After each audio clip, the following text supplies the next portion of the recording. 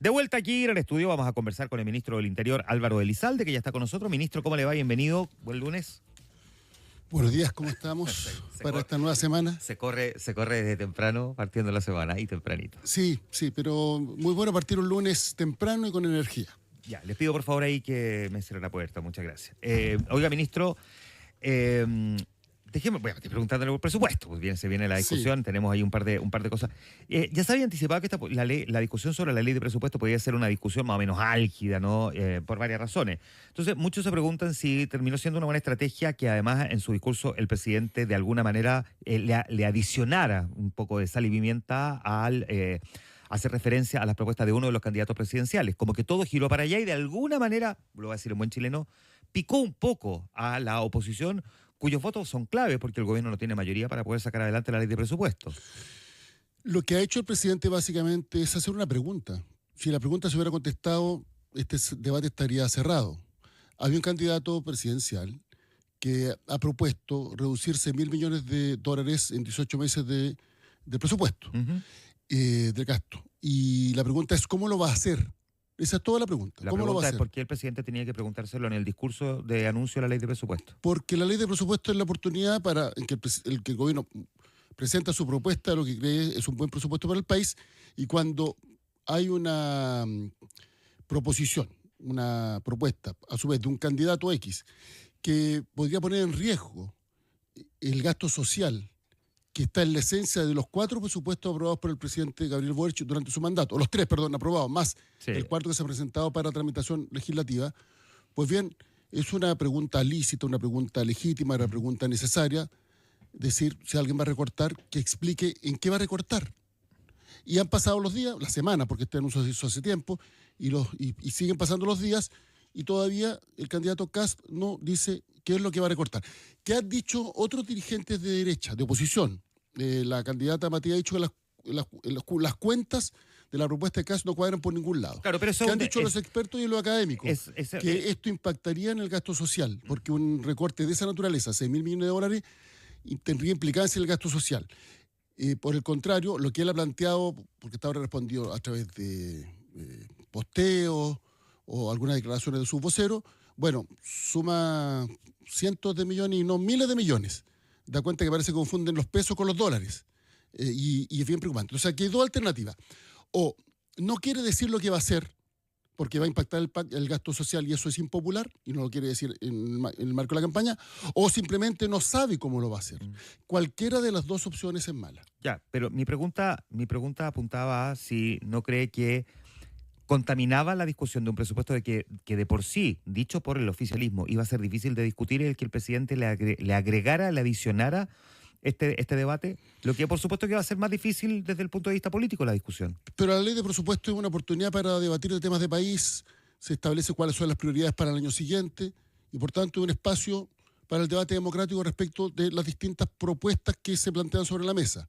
Y un recorte de $6.000 millones en un plazo tan acotado, como propone el candidato Kast, no es una propuesta menor, al contrario, da cuenta de un recorte tan significativo que va a tener impacto en el gasto social, como lo han señalado no solo los expertos de oficialismo, también parte importante de los expertos de la propia oposición. Ya, ¿y quiénes han acusado esto como derechamente intervencionismo electoral por parte del presidente? El debate democrático y la libertad de expresión son consustanciales a la democracia. Sí, no, si nadie está cuestionando que el presidente no se pueda pronunciar sobre eso, sino que haya elegido el discurso de la ley de presupuesto en cadena voluntaria de radio y televisión, una plataforma que no tiene nadie más que el presidente de la República, para pegarle a un candidato. Es distinto eso a que el presidente vaya a una entrevista radial o televisiva y él exprese su opinión respecto de una discusión que se está teniendo en Chile.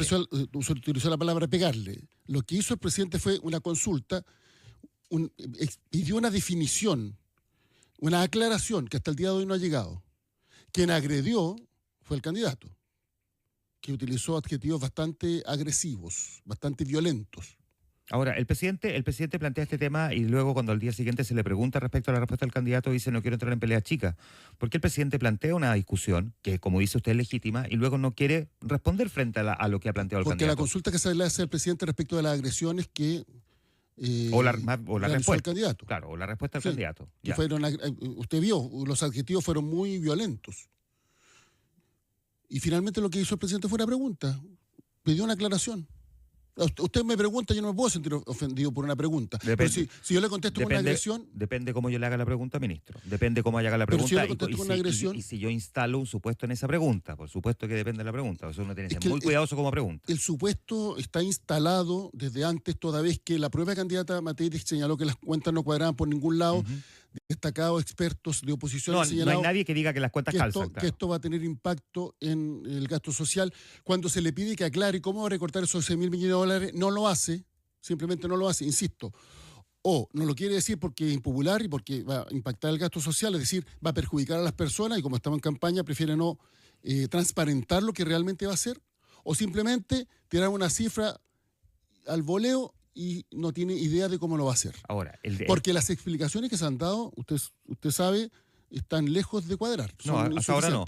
Lo que sí es que Ruth Hurtado, secretaria del Partido Republicano, dijo sentada aquí la semana pasada, a fines de la semana pasada, que parlamentarios del Partido Republicano iban a presentar indicaciones para disminuir en 2.000 millones la actual ley de presupuesto. Así que, por lo tanto, ahí al menos vamos a tener la idea de por dónde podría venir la mano. Eso va a ser seguramente bien decidor. Ministro, pero aquí estamos hablando de 3 veces más. Sí, aquí estamos hablando de 3 veces más. Sí, pero algo es algo y aquí al menos vamos a empezar a ver o estirar la punta de esa hebra. Pero además la discusión de la ley de presupuesto estuvo marcada porque por primera vez no se contempló, digamos, esta llamada glosa republicana o gasto de libre disposición que le deja el presidente saliente al presidente entrante y ustedes propusieron una fórmula alternativa.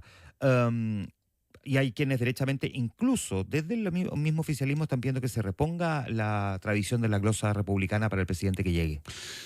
En el marco del debate presupuestario nosotros vamos a explicar por qué se tomaron esas decisiones, pero en particular no nos olvidemos que hace un tiempo atrás se constituyó una comisión destinada a abordar el gasto público, el gasto fiscal, y para hacer propuestas con el objeto de que el gasto fuera más eficiente, eventualmente también tener ciertas medidas con el objeto de que tuviera mejor impacto.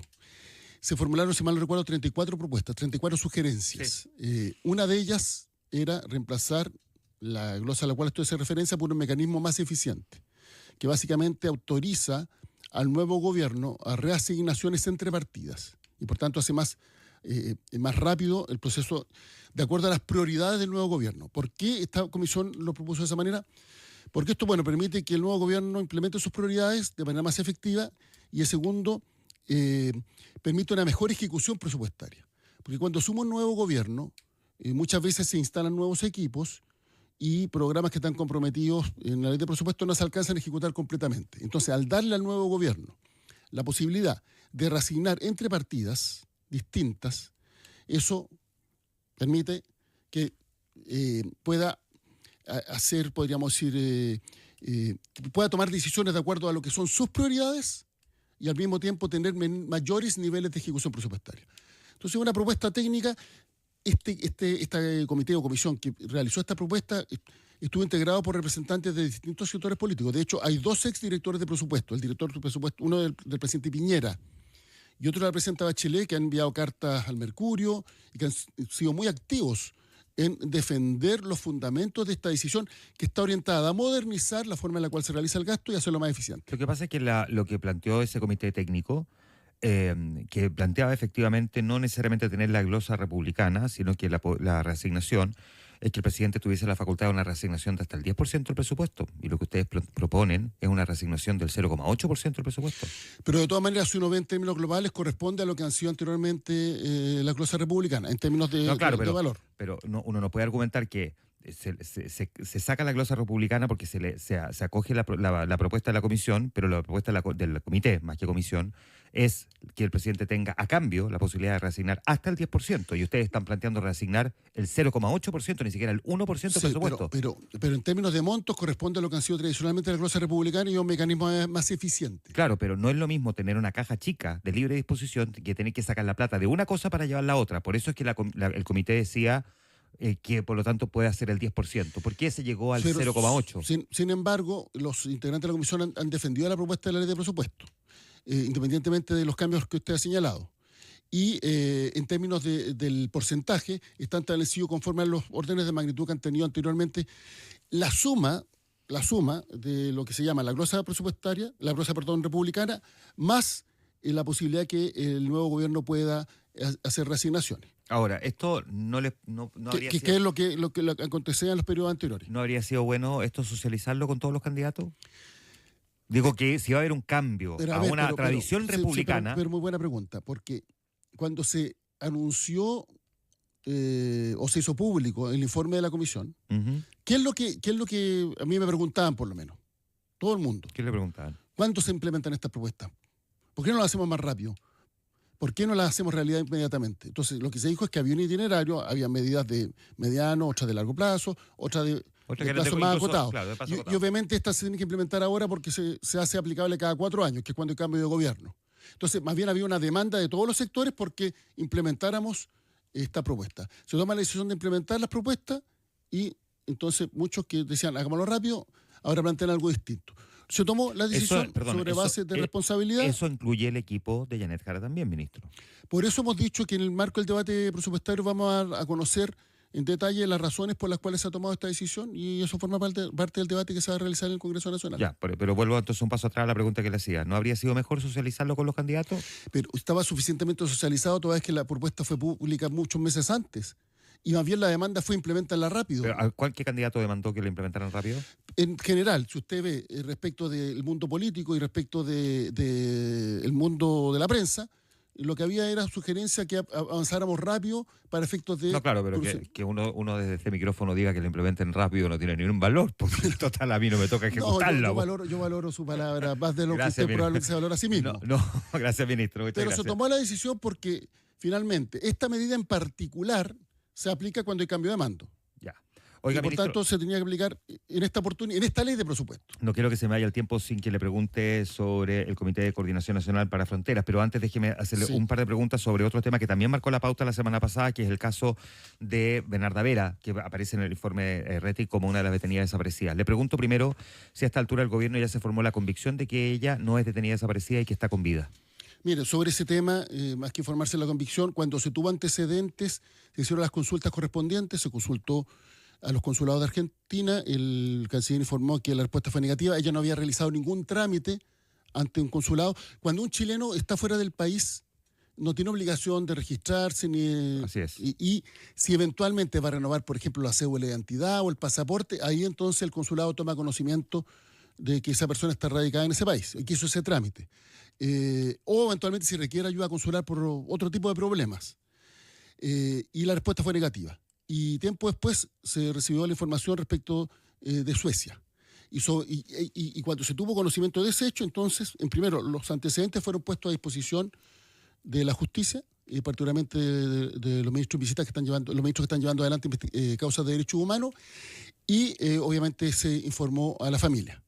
¿Qué es lo que yo quiero destacar? Es que este hallazgo es el resultado del Plan Nacional de Búsqueda, porque así como se determinó este caso, hay un caso en un sentido contrario, de una persona que formaba parte del informe original del informe RETI, pero en la transcripción no fue considerado. Y el Plan Nacional de Búsqueda lo que tiene por objeto es saber cuál es el paradero de los detenidos desaparecidos. Cualquiera sea este. Incluyendo y por tanto, como esta excepcionalidad, ¿no?, de que eventualmente pueda estar vivo. Y lo segundo que quiero señalar es que ha habido casos similares en el pasado, pero esto no puede implicar cuestionar una verdad que no puede ser puesta en duda, que es la existencia irrefutable, tal cual, que es la existencia lamentable, dramática o dolorosa de los detenidos desaparecidos, más de 1.000, todavía que se desconoce su paradero. Que serían 1.161, si es que restamos este caso del informe RETI. Pero acuérdate que se suma uno. Sí, y se suma uno. Queda neteado. Ya, ministro, lo que sí había un cuestionamiento es a quien fue ministro de Justicia, hoy ministro de Seguridad, respecto de que tardó 4 meses en entregar esta información al ministro en visita. ¿Qué explica el gobierno del por qué la demora en entregarle esa información? No, porque la información se entrega cuando se recibe la información desde Suecia. Porque usted puede tener una duda, pero cuando hay una confirmación de una información, ahí se entrega. Y se entregó en un plazo relativamente acotado. Y por tanto, yo creo que el ministro Cordero fue diligente. Y lo más importante, comprometido con el esclarecimiento de estos hechos. Usted ve, hay una denuncia, por ejemplo, por omisión de denuncia. Así es. Bueno, ¿cuál sería la denuncia que fue omitida? Toda vez que primero los hechos fueron puestos en conocimiento de la justicia, y en segundo lugar, bueno, si hubiera algún ilícito tendría que determinarse cuál es este. Si una persona no se reporta ante su país, bueno, ¿Cuál sería eventualmente? No, claro, es una figura muy compleja, pero no hay como un delito ahí. Y si la familia actúa de buena fe y está convencida tampoco. Entonces, No, claro. Y si no es delito, ¿cuál es la omisión de denuncia? Exacto. ¿No? El tema es más bien facilitar el trabajo que está haciendo un ministro en visita del sistema antiguo, en el fondo, de poder esclarecer el paradero de detenidos desaparecidos y que en este caso podría haber tenido un antecedente que le permitiera al menos no seguir avanzando en una dirección, sino que eventualmente en otra. Y por eso, como señalado, se proporcionaron los antecedentes. Y esto es bien relevante, creo yo, porque finalmente estas denuncias y estas querellas se dan en el marco electoral, en algunos casos por personas que son declarados negacionistas o incluso defensores de violadores a los derechos humanos, y lo que pretende finalmente es ponerse en tela de juicio finalmente lo que fueron las violaciones de derechos humanos en nuestro país. Se hace sobre la base de denuncias y querellas que no tienen ningún fundamento jurídico, ninguno. Ya, ministro, antes que se nos vaya el tiempo, que estamos en la hora. Usted encabezó la primera sesión del Comité de Coordinación Nacional de Frontera. Explique cuál es el objetivo de este Comité de Coordinación Nacional. Bueno, nosotros hemos hecho un esfuerzo bien importante en materia de fronteras, porque cuando el presidente Boric asumió como presidente de la República, teníamos las fronteras desbordadas. Teníamos cuadros bien complejos. Usted se acuerda que en la Alameda estaba llena de carpas, en las plazas de las ciudades del norte también lleno de carpas, hubo ciertos acciones violentas, incluso de xenofobia, hasta un coche guapo que se quemó en algún momento, una situación bastante desbordada y dramática. Y lo que hemos hecho durante todo este periodo es ordenar la frontera a través de múltiples iniciativas. Primero, la aplicación de la reforma constitucional que permitió el despliegue de las Fuerzas Armadas en la frontera norte, y en segundo lugar, a través de inversiones, a través del Cifrón y otras iniciativas, con el objeto de contar con mejores herramientas para el trabajo que realizan las policías y las Fuerzas Armadas. Establecimos puestos de observación fronterizo, vehículos para que pudieran trasladarse, porque el cuadro era bien dramático antes de eso, ni siquiera tenían vehículos acondicionados para poder cumplir ese tipo de funciones. Ya estamos en la tercera etapa, que es los drones que van a permitir una observación aérea. ¿En qué se ha traducido esto? Se ha traducido en una disminución significativa de los ingresos irregulares en nuestro país. El peor año fue el año 2021 y el verano del 2022. El año 2021 llegamos a tener más de 56.000 ingresos irregulares, conforme al reporte de denuncias y autodenuncias que realiza la Policía de Investigación, la PDI. Y el año pasado lo habíamos reducido ya a poco más de 29.000. Y tenemos que seguir avanzando. Se han hecho inversiones millonarias en los puestos fronterizos para efecto contar con infraestructura suficiente para desarrollar nuestro trabajo. Entonces ahora damos un paso adicional, porque en materia fronteriza, y esto no solo tiene que ver con seguridad fronteriza, y esto es bien relevante, participan múltiples ministerios y servicios públicos. Estamos hablando de 10 ministerios y 18 servicios públicos. Entonces, esta coordinación, que va a estar conducida por el Ministerio del Interior, lo que tiene por objeto es que los distintos temas vinculados a la frontera, insisto, no todos de seguridad, porque el esfuerzo fundamental lo hemos hecho en materia de seguridad, tengan los mejores niveles de coordinación para dar una mejor respuesta conforme a los desafíos que tenemos actualmente. Doy ejemplo de qué otros temas son relevantes en materia de seguridad, de materia de frontera, por ejemplo, no la seguridad pública, sino que la seguridad fitosanitaria.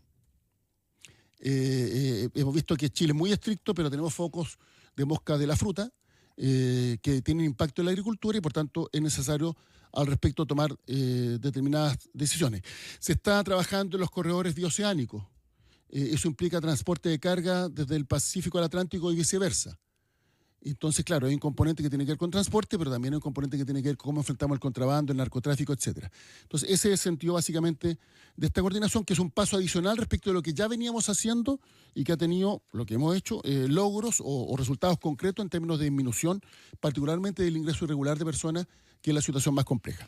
Hemos también tenido avances, por ejemplo, antes solo podíamos reconducir a Perú y a Argentina, que es una reconducción cuando una persona viene cruzando la frontera, se le solicita que vuelva al país desde el que viene.